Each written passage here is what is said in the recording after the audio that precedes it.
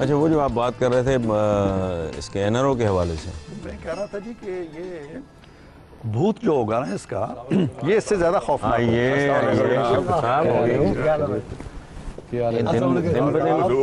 खूबसूरत से खूबसूरत खूबसूरत तरीन होते जा रहे हैं।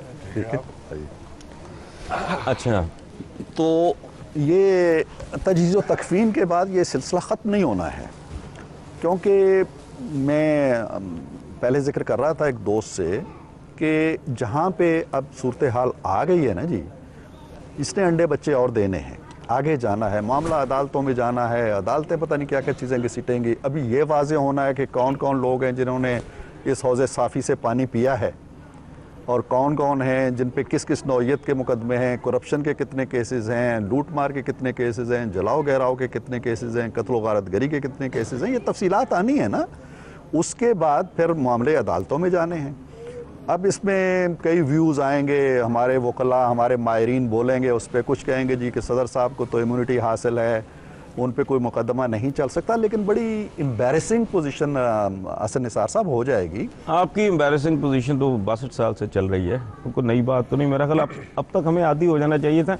ढीठ बने हैं हम, शर्मिंदगियों से, नदामतों से, जिल्लतों के आदी नहीं होते हम। हर बार नया थप्पड़ लगता है ना, ऐसे चौंकते हैं जैसे पहली बार लगा हो। उसको पहली बार, आपकी तो पूरी तारीख है, उसको पहली बार लगता है ना।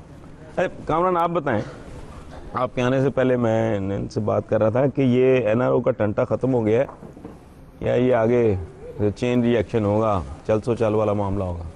नहीं चलेगा भाई, मेरा ख्याल है कुछ और देर चलेगा। जैसे उन्होंने कहा कि इसके अभी अंडे तो हो गए ना, अभी बच्चे भी निकलेंगे, ये कुछ चलेगा आगे।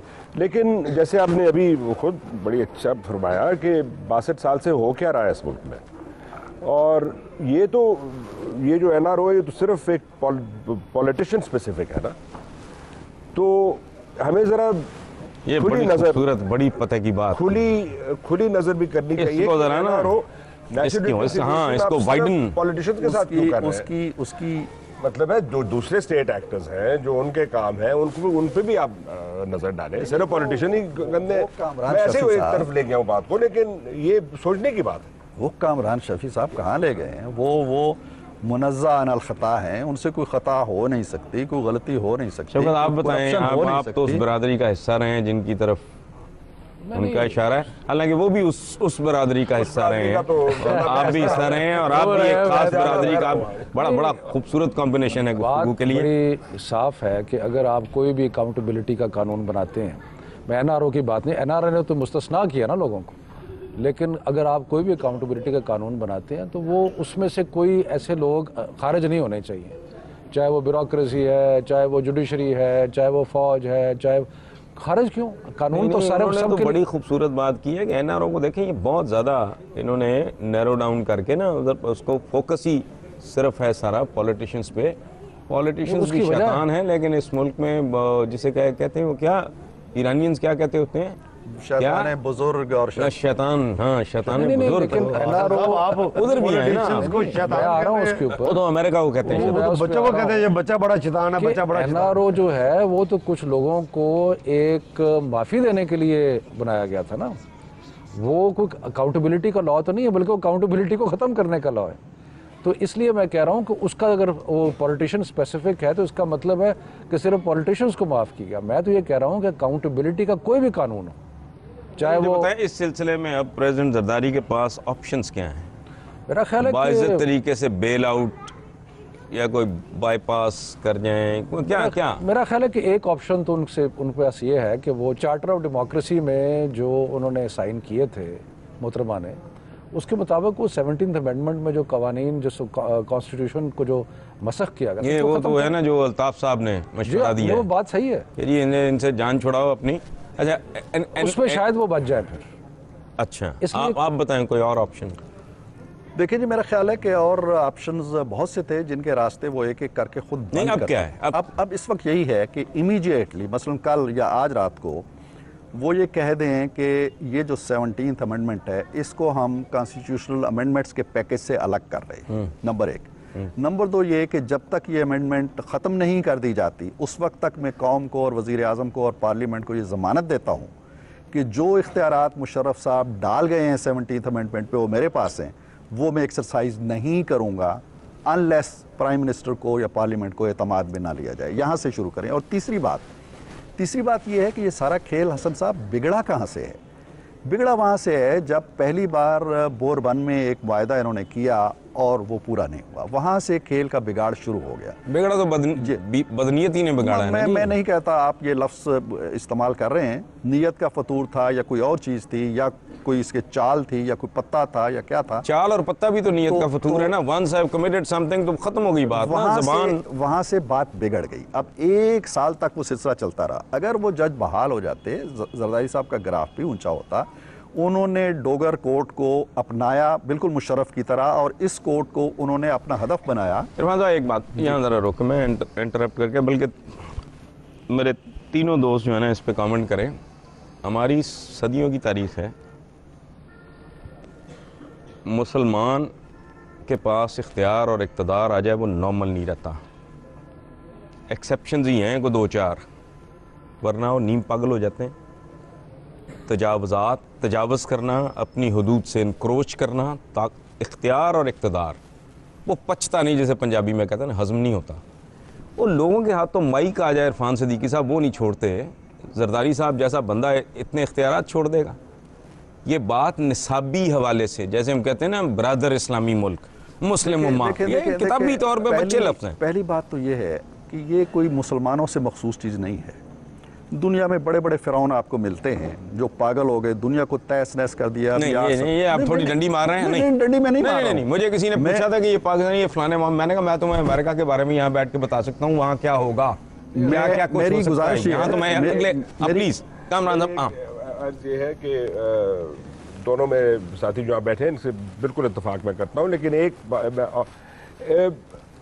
माफ़ी मांग लेनी या ये कह देना कि मेरे से गलती हो गई, इसमें कोई गलत बात नहीं है।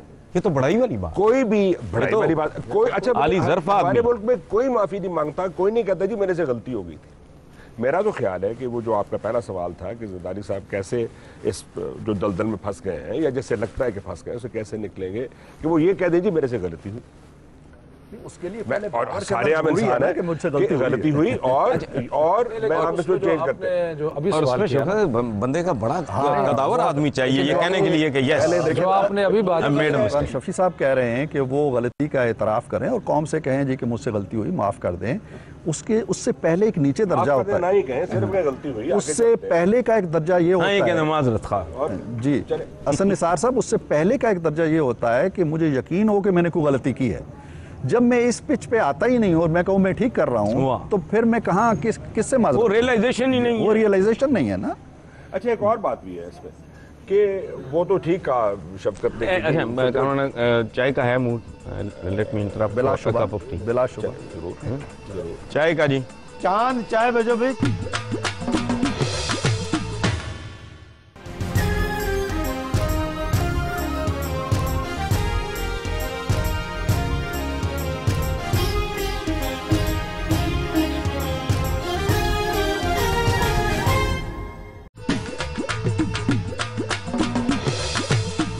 जी कामरान, आप कुछ कह रहे थे? जी मैं कह रहा था कि शफकत की बात मैं आगे बढ़ा रहा था कि एक तो हमारा कल्चर नहीं है, दूसरा ये कि प्रैक्टिस भी तो अभी नहीं है ना जमहूरियत में। प्रैक्टिस कंप्लीट होती ही नहीं हमारी, कोई गवर्नमेंट को अपना टेन्योर पूरा करने ही नहीं देते। तो इसलिए मतलब है कि वो ऐसी एक मिसट्रस्ट आप कह रहे हैं। आप ठीक कह रहे हैं कि आपके नज़दीक कोई ऑप्शन प्रेसिडेंट जरदारी के पास? जी ऑप्शन यही है कि वो एतराफ़ करें कि गलतियाँ हुई। अच्छा, ये मुझे बताएं कि इस सारे एपिसोड में इस्तीफे का भी ऑप्शन है वैसे। इस्तीफा कर दें, देखें यार मैं बड़े, आप मेरे फेवरेट प्रेसिडेंट के बारे में इस तरह की बात ना करें। डोंट यू थिंक कि इस सारे एपिसोड में MQM की परफॉर्मेंस को गैर मुतवक्को? बिल्कुल गैर मुतवक्को नहीं थी मेरी ज़ाती नज़र। अच्छा, कैसे? उन्होंने अपने कार्ड्स अच्छे खेले, देखा अवामी राय जो है वो NRI के खिलाफ हो गई, उन्होंने NRI के खिलाफ बयान दे दिया। जरदारी साहब कमज़ोर हुए, उनके ऊपर चढ़ाई कर दी। किसी को क्रेडिट देने में, अच्छी बात का क्रेडिट देने में इतने बुखल और कंजूसी से काम क्यों लेते हैं? आपका राय है। मैं कम से कम मेरे नज़दीक गैर मुतवक्को था इसलिए कि वो जिस तरह के इत्तेहादी रहे हैं, बड़े मुखलिसाना तरीके से, बड़े वोकल जरदारी साहब के इत्तेहादी रहे हैं। तकरीबन 1200 लोग और थे MQM के और जो दूसरी बात inverted commas जो में cases- इम्पॉर्टेंट बात है, जो आप जिसकी तरफ इशारा कर रहे हैं, कि लोग ये कहते थे कि पीपल्स पार्टी से भी कहीं ज़्यादा लोग जो हैं मराहत उठाई है, हौज़े साफ़ी जो है NRO का, उसमें वो स्नान किया है उन्होंने, लिहाजा वो हरगिज़ ये नहीं करेंगे। मैं कम अज़ कम इसका कायल था। मेरे एक दो दोस्तों ने ये कालम भी लिखा कि वो जरदारी साहब का साथ नहीं देंगे, जिससे मुझे इत्तफाक नहीं था। तो ये खुशगवार एक हैरत हुई है, और मेरा ख्याल है कि पहली बार MQM ने एक कौमी जज्बा और एहसास का जो इज्तमाही धारा है पूरे पाकिस्तान का, उसका साथ दिया है और अपने आप को रिस्क में डाल के दिया है। आपका क्या नहीं, मैं तो तबसरा है इस पे? वो पहिया एक और देख रहा हूँ, पहिए में पहिया, हाँ, wheels with in wheels. Wheels with in wheels जैसे कहते हैं। वो अंग्रेजी की आपने बात की तो मैंने अंग्रेजी में ना इस्तेमाल करूँ। तो इसमें मुझे तो लगता है कोई वो जो हम टेलीफोन कहते हैं ना, टेलीफोन कहीं से गया है। ये आपका जो इशारा है वो तो ये है ना कि establishment, whether it is local और कोई ग्लोबल इस्टेब्लिशमेंट, उसी की तरफ ना, उसमें तो मेरा ख्याल है सिंगल आउट करने की मेरा ज़रूरत है। व्हाट डू यू थिंक, कौन है जो नहीं है?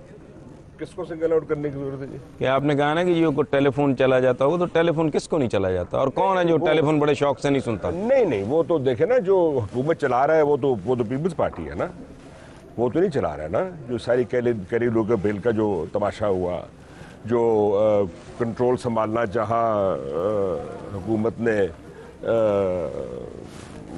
किसी अदारे का या वगैरह, तो वो सारे उस ज़माने में आती है बात उधर, तो उनको तो नहीं जाएगा ना। यहाँ मुझे लगता है जो एकदम जो पलटा खाया ना, और उनको ज़रूर श्योरिटी को मिली होगी कि जो उनके ख़िलाफ़ जो अपने केसेस हैं वो उनको कुछ शायद कोई हेल्प मिले। देखिए हसन, इसमें जो बात है ना, मुहर्रिकात इसके क्या हैं, असबाब क्या है, इस पे इख्तलाफ राय हो सकता है, ठीक, लेकिन जो नतीजा सामने आया है, मैं उस नतीजे की तारीफ़ कर रहा हूँ कि वो नतीजा बहरहाल कौमी एहसास से बिल्कुल जुड़ा हुआ है। और MQM ने जो आम तौर पे कहा जाता था जी कि उसकी सियासत के मखसूस हवाले हैं, कराची है या कुछ इस तरह की चीज़ें हैं, वो उससे बहुत आगे निकल के आई है और उसको इसका ड्यू क्रेडिट देना चाहिए। प्रेसिडेंट जरदारी के बारे में ये बात अगर इसी तरह हो तो ज़्यादा बावकार, ज़्यादा मजबूत और ज़्यादा महफूज नहीं होगी कि सबसे बड़ी पॉलिटिकल पार्टी के वो को-चेयरमैन हैं, इस हैसियत में वो बैठे हैं, और एक बुजुर्ग जिसे कहते हैं रहनुमा के तौर पे, एक गाइड के तौर पे, सोनिया गांधी का तजुर्बा, एल्डर के तौर पे। नहीं, मैं तो अपने घर की मिसाल दे रहा हूँ ना जी, जैसे अल्ताफ हुसैन है, चले सोनिया गांधी, उनको भी ज़रूर डालें। जरदारी साहब इस तरह अगर बिहेव करें या करते तो बेहतर ना होता? बिल्कुल, मेरा मशवरा तो उनको, मेरे दोस्त है, मेरा मशवरा उनको यही था, बिल्कुल ये था कि आप बाहर रहे। मेरा मशवरा उनको ये था कि अगर आपने सियासत करनी है डायरेक्टली तो फिर आप वज़ीर आज़म बने, क्योंकि पार्लिमानी निज़ाम हुकूमत में ताकत का महवर वज़ीर आज़म होता है। या वो करें जो आप कह रहे हैं कि पीछे हट के पार्टी के कायद के तौर पे, मेरा ख्याल है वो ज़्यादा महफूज, ज़्यादा मजबूत, ज़्यादा बावकार, ज़्यादा बाइज्जत तरीका है। हसन, पता है क्या हुआ है? हुआ ये है कि जरदारी साहब ने जो अपनी मुख्तसर सी हमारी तारीख़ है उसको अपने सामने नहीं रखा। 1973 में जब कॉन्स्टिट्यूशन बना है तो उस वक्त जुल्फ़िकार अली भुट्टो साहब सदर थे, उन्होंने वो ओहदा छोड़ दिया, वज़ारत उज़्मा ले ली। मोहतरमा 2 दफ़ा वो तो भुट्टो साहब का ट्रिक था बड़ा ज़बरदस्त, अपोजिशन बेचारी देखती रहेगी, उन्होंने कहा अच्छा ये तो बड़ा, उन्होंने सारे इख्तियारात उधर डलवाए और खुद तो वो खुद आ गए। वो ही वाज टू उसके स्मार्ट। बाद 2 दफ़ा मोहतरमा बेनज़ीर भुट्टो इंतखाबात जीती, दोनों दफ़ा उन्होंने वज़ारत उज़्मा का ओहदा पसंद किया, 2 दफ़ा नवाज शरीफ जीती, यानी पार्टी हेड्स की बात कर रहा हूँ। ये हमारी तारीख का पहला 62 साल में पहला तजर्बा हुआ है कि एक पार्टी हेड ने इलेक्शन जीता और वो सदर बन गया। अब सदर बनने से उसने, ये पहला तजर्बा है याद रखिए, जो नाकाम हो गया। सदर बन के उन्होंने वो सारे इख्तियारात जो मुशर्रफ साहब गसब करके ले आए थे 17वीं तरमीम में, वो उन्होंने अपनी मीरास, अपना वर्सा समझ लिया कि जी ये मेरे पास भी रहेंगे। अब सिविल सेटअप के अंदर आके जब आप ये वादे करके आए हों कि 17वीं तरमीम भी उड़ाएंगे, मीसाक जमहूरियत भी करेंगे, आप उन इख्तियारात का टोकरा संभाल के नहीं रख सकते। यहीं से वो झगड़ा शुरू हुआ। वो जरदारी हाउस में अगर बैठ जाते, ना सदर बनते ना वज़ीर आज़म बनते, तो भी बड़े पावरफुल होते। वहाँ बैठ के वो किसी को अपॉइंट कर रहे होते, किसी को ये कर रहे होते, तो लोग कहते जी ठीक है वो पार्टी हेड है। यहाँ बैठ के वो किसी क्लर्क की भी तब्दीली करते हैं तो कहते हैं सदर मदाखलत कर रहा है। मेरा ख्याल है इस पे ज़्यादा गौर करने की ज़रूरत है। अगर नहीं किया तो क्यों नहीं किया? इजाज़त दे तो मैं आपको बताता हूँ, एक रीज़न हो सकता है और भी हो। एक रीज़न ये भी था कि सदर को मुआखज़े के अलावा फ़ारिग नहीं किया जा सकता। तो उन्होंने देखा कि गवर्नमेंट तो आती है, प्रेसिडेंट में बन गया, मैं 5 साल के लिए हूँ। देखिए ना ये जिस अब आहिस्ता आहिस्ता आ रहे हैं ना पटड़ी पे, घेर घार के मैं ले आए हैं। हाँ, जिस बमर हुजूर में- ऐसी बात नहीं है जिस बमर कि में जो बातें आपने उनको समझाई हैं उनके को दिमाग में फिट नहीं बैठी। He had and he has his own problems. ये जिसने जूता पहना हो, मैं तो कहूँगा वाह वाह वाह, कामरान भाई ने कमाल का जूता पहना है। वो कहेंगे उठा के तेरे सर पे मारूंगा, मेरे तो इसने पाँव काट लिए। ये उनको उनके हालात का बेहतर हसन पता है। साहब, ये जो आज जिस भंवर में वो नज़र आ रहे हैं ना, यहाँ उन्हें वही फैसला काम दे रहा है कि अगर वो सदर ना होते, वज़ीर आज़म होते, जैसे इन्होंने मशवरा दिया था, तो वो तो कल NRO का जब भी भूत आ से बाहर निकल के आता शाराए दस्तूर पे, तो वो तो फारिग हो गए थे ना। नंबर एक बुलेट प्रूफ किस्म का होदा है। नंबर 2 ये कि Waterproof, bulletproof। रियासत का बुलंद तरीन मनसब, उस पे वो पहुंच गए, पीक पे पहुंच गए। 2 ख्वाहिशें हो सकती हैं उनकी।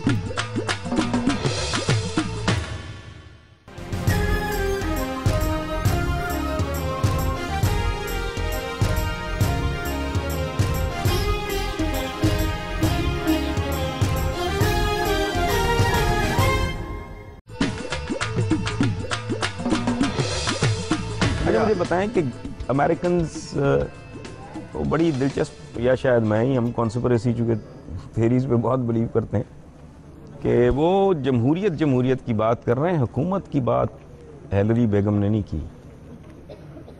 उनका क्या इस बदलती हुई सूरत हाल में, इस बदलते हुए मौसम में उनके तेवर आपको कैसे लग रहे हैं? देखिए, जहाँ तक कि जरदारी साहब का टेररिज्म के ख़िलाफ़ या कैरी लूगो बिल पे भी जो उनका राय स्टैंड, वो तो बिल्कुल अमेरिकन स्टैंड के साथ है ना। तो और ये अच्छी बात है कि अमेरिकनों ने ये नहीं कहा कि ये हुकूमत ये वगैरह, उन्होंने जमहूरियत की बात की है। तो इसमें तो मुझे कोई ऐसी बात नहीं लग रही कि क्योंकि अमेरिकनों ने नहीं कहा तो शायद उसकी वजह से ये अभी चल रहे हैं या उसकी वजह से ये सारा शुरू हुआ। ऐसी कोई बात नहीं। मेरा ख्याल है अमेरिकनों ने बिल्कुल ठीक कहा कि जमहूरियत का वो अभी चलेगा। वो सिविल गवर्नमेंट को चाहते हैं कि उनको सिविल गवर्नमेंट के ताबे हों बाकी इंस्टीट्यूशंस वगैरह। वो तो बहुत अच्छी बात की थी अमेरिकनों ने, मेरा ख्याल है। एक दफ़ा हेनरी किसिंगर ने एक बड़ी अच्छी बात की। उसने कहा था कि अमेरिका की दुश्मनी बुरी है, लेकिन अमेरिका की दोस्ती तो फेटल है, यानी कि उसमें तो बहुत वाक़या हो जाती है। बिल्कुल। बात यह है कि जमहूरियत जो इस वक्त माहौल है अमेरिका के अंदर, उसमें वो किसी भी गैर जमहूरी कदम की ओवर्टली सपोर्ट नहीं कर सकते। लेकिन तारीख़ ये कहती है कि जब अमेरिका ये महसूस करता है कि कोई उनका अपना मोहरा, मार्कोस को देख लें, आप पिनोशे को देख लें, एक लंबी कतार है ऐसी लोगों की कि जो उनके बहुत करीबी, मुशर्रफ को देख लें कि जो उनके बहुत ही करीबी थे, और जब हालात नहीं आप देख लें, धरती तंग हो गई उस पे। रज़ा शाह पहलवी, अपने पड़ोसी की बात करें। इसलिए उनका वो ये सोची समझी बात है, वो जो किसी फर्द की बात नहीं कर रहे, क्योंकि जिस दिन उन्होंने महसूस किया कि अब ये तो काउंटर प्रोडक्टिव हो गया, तो उनको लिए अच्छा। और इसमें ये कोई अमेरिका का डिस्क्रेडिट नहीं है। एक कौम को, एक मुल्क को इसी तरह बिहेव करना चाहिए। बिल्कुल ठीक, सिंपल। हसन, एक पहलू और भी मेरा ख्याल है हमें जहन में रखना होगा कि अमेरिका की जो पूरी हिस्ट्री पाकिस्तान के हवाले से रही है ना, उसने हमारे सियासी नशेब व फराज को भी अहमियत दी, सियासतदानों को भी जांचा परखा, लेकिन उसकी सियासत का रुख जो है ना, वो GHQ के साथ जुड़ा रहा है, हमारी फ़ौज के साथ जुड़ा रहा है। अब भी वहाँ की पेंटागन और हमारा ये जो फौज ही तो मैटर करती है, एक ही तो डिसिप्लिन। तो इसलिए फ़ौज की सोच इस वक्त क्या है, कोर कमांडरों के उस मारूफ एलामिया के बाद अब फ़ज़ा कैसी है, ये भी अमेरिका के बिहेवियर पे बड़ा असरअंदाज होगी ये चीज़। और वो जब ये देखेंगे कि इन 2 इदारों का, यानी ऐवान सदर का और फ़ौज की इक्वेशन ठीक नहीं है, तो ये जान लें कि उनका वज़न किस पलड़े में होगा। उनका वजन उस पर अच्छा, एक बात बताएं जो बहुत आम चल रही है, मेरी तो समझ में नहीं, मैं चूंकि इस बहुत सरगोशी के अंदाज में क्यों पूछ रहे हैं? पसमानदार नहीं, मैं बिल्कुल ही कुछ और बात करने लगा हूँ कि ये जो प्राइम मिनिस्टर हाउस और प्रेसिडेंट हाउस के दरमियान जो एक सर्द महरी या जो भी, इज इट ट्रू? मुख्तलिफ लोगों का ख्याल इसके बारे में मुतज़ाद है। कुछ लोग कहते हैं कि वो आपस में जुड़े हुए हैं और वो जिसको अंग्रेजी में गुड कॉप यानी कि एक अच्छा सिपाही एक बुरा सिपाही कि वो रोल प्ले करते हैं कि एक ज़रा तेज़ बोलता है, एक ज़रा आहिस्ता धीमा बोलता है। और मेरा ख्याल है कि मारूजी हालात जो बन रहे हैं, जिसमें चाहे उनकी आपस में जितनी भी अंदर से गठजोड़ हो, जो भी हो, जो मारूजी हालात बन रहे हैं, उसमें मेरा ख्याल है कि इनेविटेबल है कि इनकी आपस में डिफरेंसेस जो है वो पैदा होंगे और बढ़ेंगे। इसलिए कि गिलानी साहब मज़ीद सियासत करना चाहते हैं। गिलानी साहब चाहते हैं कि मैं कुछ देर और चलूँ, काफ़ी देर चलूँ, और जरदारी साहब तो डगमगवा रहे हैं। तो इसलिए और फिर बाद में अगर जरदारी साहब किसी वजह से कहते हैं कि अच्छा जी मैं अब रहबर बनूंगा, तो फिर भी मसाइल जो है। जो बात आपने की है मुझे याद आ रहे हैं, हमारे अपने एक बड़े सीनियर पॉलिटिशियन, उन्होंने किसी जलसे में कहा था, वो बंदा बड़ी लंबी चौड़ी तकरीर झाड़ के गया, तो उन्होंने कहा ये मुझे इक़्तिदार छोड़ने का कह रहे हैं, खुद ये माइक छोड़ने पर राजी नहीं। यहाँ तो जिसके आज माइक आ जाए वो नहीं छोड़ता, इक़्तिदार कौन छोड़ता है? अच्छा, ये मुझे बताएं कि फ़ौज के साथ मामला जरदारी साहब के। शफकत की बात से ज़रा सा मुझे मैं एग्रीमेंट में नहीं हूँ, कुछ कहूँगा कि देखिए गिलानी साहब की खुद पॉलिटिकल स्टैंडिंग नियर ज़ीरो है। बिल्कुल ठीक है। मैंने तो लिखा भी था एक दफ़ा कि वो अकेले मुल्तान में 200 बंदे निकाल के दिखा दें, अगर वज़ीर-ए-आज़म ना हो या पार्टी के मेंबर ना हो। ये सियासी किस्म के शौकत अजीज है, इसमें कोई शक नहीं है कि जरदारी साहब की जो कमांड एंड कंट्रोल जो फौज कहती है पीपल्स पार्टी पे, वो मुकम्मल है।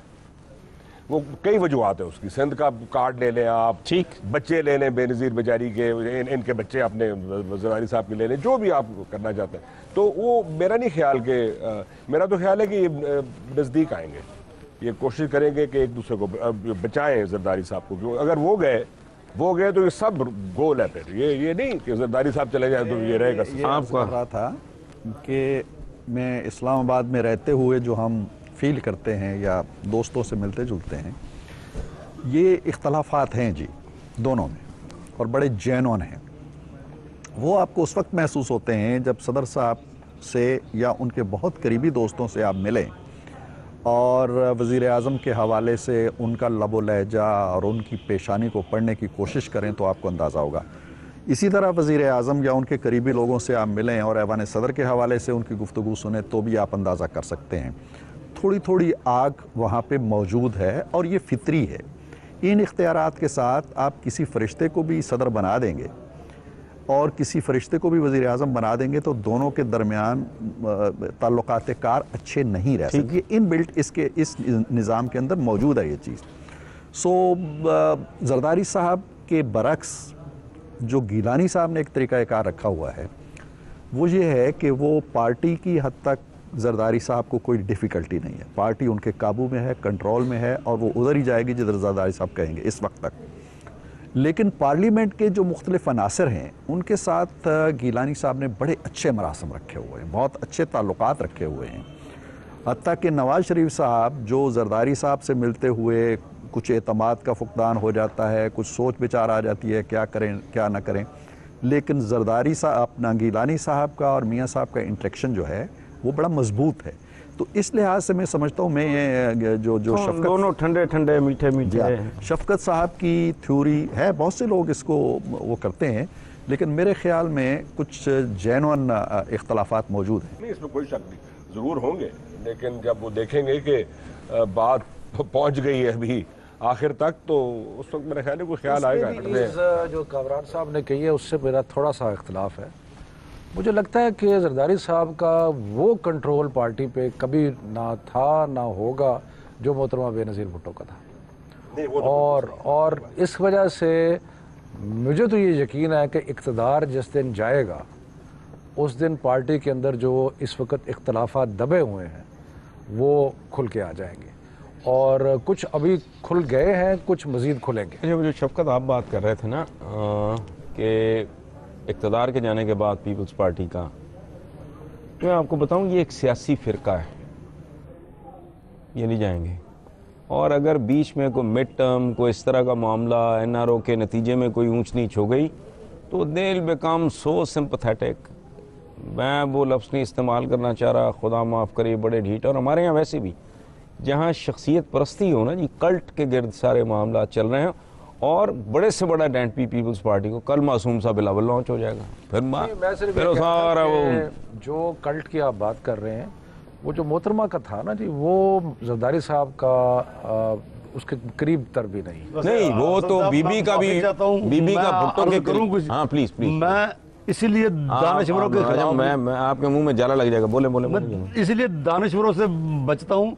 आप जरदारी साहब, NRO, गिलानी साहब और सियासत का फलसफा कर रहे हैं। ये जो NRO गो अमेरिका गो, वो दूध लस्सी वाला नहीं है, उसको 8 दिन हो गया, वो लस्सी नहीं बेच सका, वो चीनी नहीं है उसके पास, वो बेचारा फारग बैठा हुआ है। कोई अवाम के फायदे की कोई बात है इसमें? यार ये जो आप लोग हैं ना, मतलब मेरा मतलब अवाम, यानी अवाम, हाँ तो आप फालतू फजूल किस्म की, यार ये अच्छा। क्या तो फालतू किस्म की चीज़ है। आपको हमने वोट वगैरह देने के लिए रखा हुआ है, बस जूते खाने के लिए, वोट देने के लिए, तो इसीलिए फिर वो नारे वगैरह लगाने के लिए। आप चुप चुप खबरदार। हसन साहब बहुत मेहरबानी, thank you very much, you always very kind. आप अच्छा जी आए, हमने कुछ सुना भी बहुत, सीखा भी बहुत। खुदा हाफिज़। खुदा आपके सब बड़ी मेहरबानी। देखा हसन साहब, वही बात हुई ना, जैसे अवाम की बात शुरू हुई है, वो दानिश्वर साहब चले गए। नहीं नहीं, 2 दानिश्वर तो बैठे हैं ना यार। 2 बैठे हैं, ये हमारी बात नहीं करेंगे।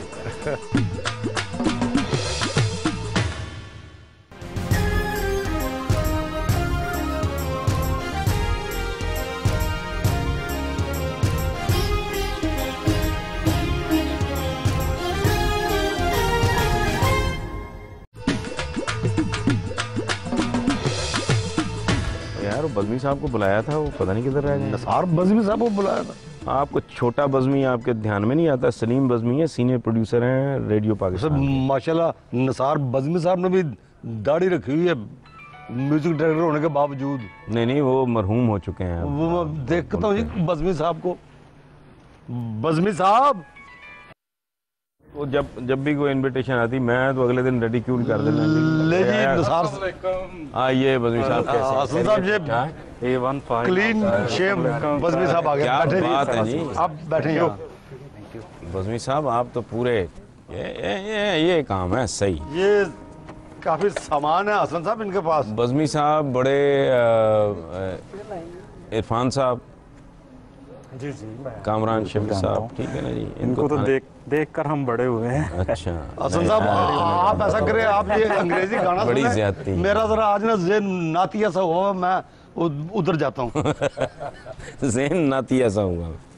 तो कैसा चल रहा है आपका रेडियो? A1 fine. अच्छा, रेडियो A1 तो नहीं, अब वो ग्लैमर नहीं रहा। एक ज़माने में तो रेडियो बहुत ग्लैमरस था। शुरू से मैंने बड़ी एक ज़माने में बड़ी मजदूरी की है रेडियो पे 70s में, बहुत ज़्यादा।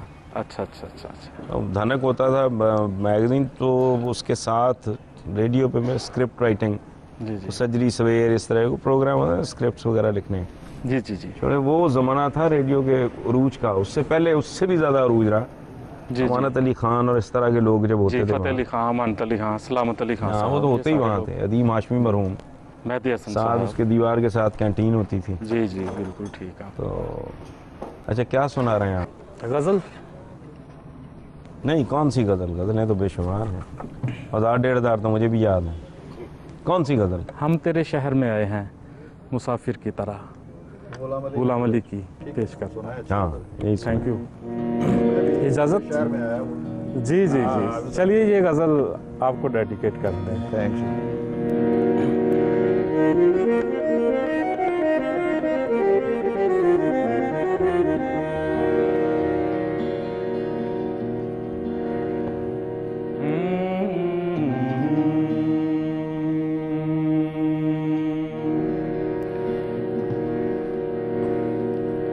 हम तेरे शहर में आए हैं मुसाफिर की तरह, हम तेरे शहर में आए हैं मुसाफिर की तरह हम तेरे शहर में आए हैं, मुसाफिर की तरह। सिर्फ एक बार मुलाकात का मौका दे दे, हम तेरे शहर में आए हैं, मुसाफिर की तरह।